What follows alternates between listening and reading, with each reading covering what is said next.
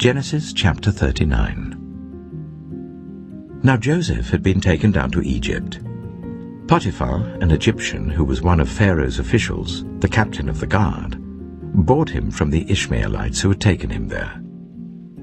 The Lord was with Joseph, so that he prospered, and he lived in the house of his Egyptian master. When his master saw that the Lord was with him, and that the Lord gave him success in everything he did, Joseph found favor in his eyes and became his attendant. Potiphar put him in charge of his household, and he entrusted to his care everything he owned. From the time he put him in charge of his household and of all that he owned, the Lord blessed the household of the Egyptian because of Joseph. The blessing of the Lord was on everything Potiphar had, both in the house and in the field. So Potiphar left everything he had in Joseph's care. With Joseph in charge, he did not concern himself with anything except the food he ate.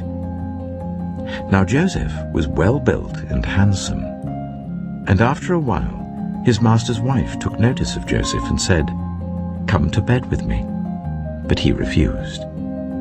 "With me in charge," he told her, "my master does not concern himself with anything in the house. Everything he owns he has entrusted to my care. No one is greater in this house than I am. My master has withheld nothing from me except you, because you are his wife. How then could I do such a wicked thing and sin against God?"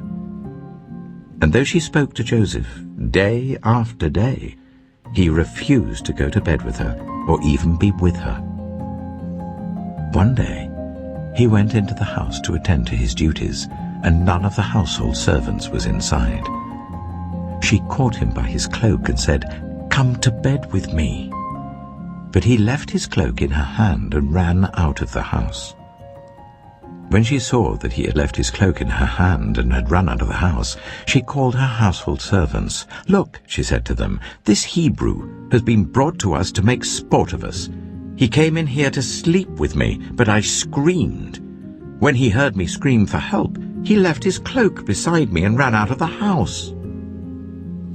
She kept his cloak beside her until his master came home. Then she told him this story.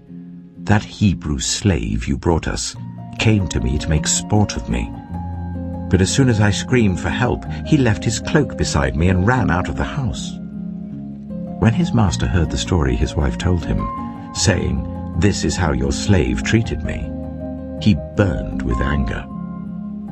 Joseph's master took him and put him in prison, the place where the king's prisoners were confined. But while Joseph was there in the prison, the Lord was with him. He showed him kindness and granted him favor in the eyes of the prison warden. So the warden put Joseph in charge of all those held in the prison, and he was made responsible for all that was done there. The warden paid no attention to anything under Joseph's care, because the Lord was with Joseph and gave him success in whatever he did. Genesis chapter 40. Some time later, the cupbearer and the baker of the king of Egypt offended their master, the king of Egypt. Pharaoh was angry with his two officials, the chief cupbearer and the chief baker, and put them in custody in the house of the captain of the guard, in the same prison where Joseph was confined. The captain of the guard assigned them to Joseph, and he attended them. After they had been in custody for some time, each of the two men, the cupbearer and the baker of the king of Egypt, who were being held in prison, had a dream the same night, and each dream had a meaning of its own. When Joseph came to them the next morning, he saw that they were dejected. So he asked Pharaoh's officials who were in custody with him in his master's house, "Why do you look so sad today?" "We both had dreams," they answered, "but there is no one to interpret them." Then Joseph said to them, "Do not interpretations belong to God? Tell me your dreams." So the chief cupbearer told Joseph his dream. He said to him, "In my dream I saw a vine in front of me, and on the vine were 3 branches. As soon as it budded, it blossomed, and its clusters ripened into grapes. Pharaoh's cup was in my hand, and I took the grapes, squeezed them into Pharaoh's cup, and put the cup in his hand. "This is what it means," Joseph said to him. "The 3 branches are 3 days. Within 3 days, Pharaoh will lift up your head and restore you to your position, and you will put Pharaoh's cup in his hand, just as you used to do when you were his cupbearer. But when all goes well with you, remember me and show me kindness.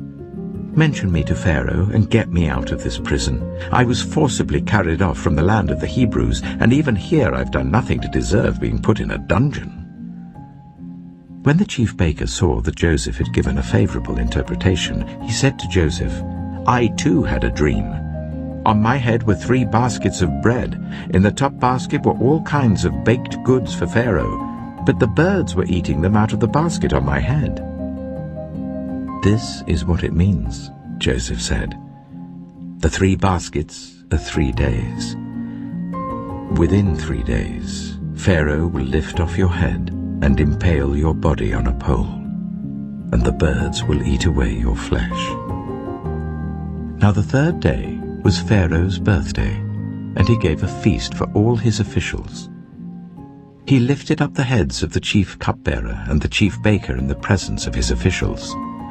He restored the chief cupbearer to his position, so that he once again put the cup into Pharaoh's hand. But he impaled the chief baker, just as Joseph had said to them in his interpretation. The chief cupbearer, however, did not remember Joseph. He forgot him. Genesis chapter 41. When 2 full years had passed, Pharaoh had a dream. He was standing by the Nile, when out of the river there came up 7 cows, sleek and fat, and they grazed among the reeds. After them 7 other cows, ugly and gaunt, came up out of the Nile and stood beside those on the riverbank. And the cows that were ugly and gaunt ate up the 7 sleek, fat cows. Then Pharaoh woke up. He fell asleep again and had a second dream. 7 ears of corn, healthy and good, were growing on a single stalk. After them 7 other ears of corn sprouted, thin and scorched by the east wind. The thin ears of corn swallowed up the 7 healthy, full ears. Then Pharaoh woke up. It had been a dream. In the morning his mind was troubled, so he sent for all the magicians and wise men of Egypt. Pharaoh told them his dreams, but no one could interpret them for him. Then the chief cupbearer said to Pharaoh, "Today I'm reminded of my shortcomings. Pharaoh was once angry with his servants, and he imprisoned me and the chief baker in the house of the captain of the guard. Each of us had a dream the same night, and each dream had a meaning of its own. Now a young Hebrew was there with us, a servant of the captain of the guard. We told him our dreams, and he interpreted them for us, giving each man the interpretation of his dream. And things turned out exactly as he interpreted them to us. I was restored to my position, and the other man was impaled." So Pharaoh sent for Joseph, and he was quickly brought from the dungeon. When he had shaved and changed his clothes, he came before Pharaoh.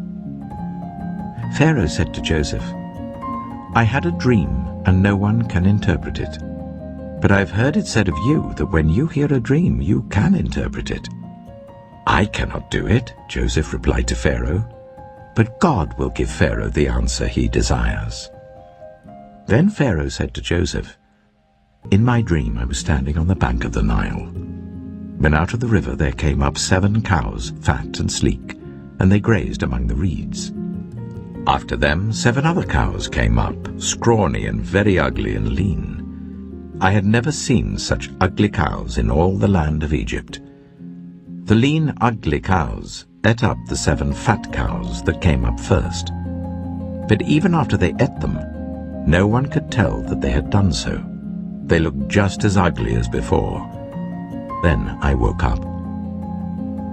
In my dream I saw 7 ears of corn, full and good, growing on a single stalk.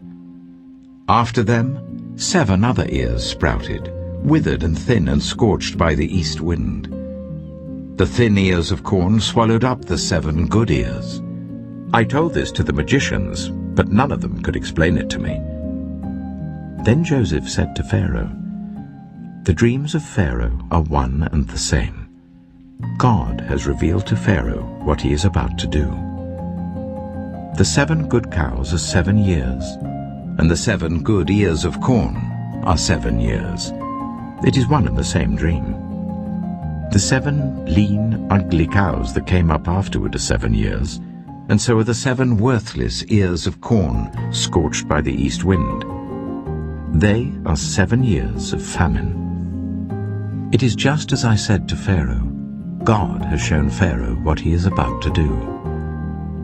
7 years of great abundance are coming throughout the land of Egypt, but 7 years of famine will follow them.